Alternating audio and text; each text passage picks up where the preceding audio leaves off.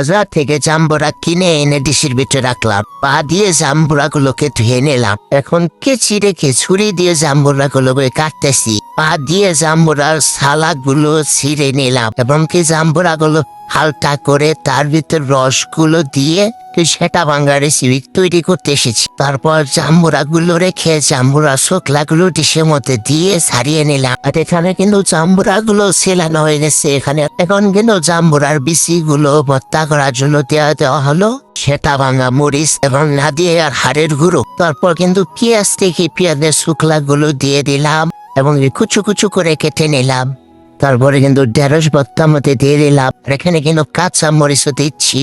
আর এগুলা হলো মাগি সরিষার তেল দিয়ে ভালো বাঁচিয়ে নেব। তারপরে কিন্তু এই যে আমাদের সেটা ভাঙা মরিচের গুঁড়ো এবং কি নাদিয়ার হাড়ের গুঁড়ো দিয়ে দিলাম। তারপরে কিন্তু আমাদের এই রেসিপিটি হয়ে গেল ভালোভাবে।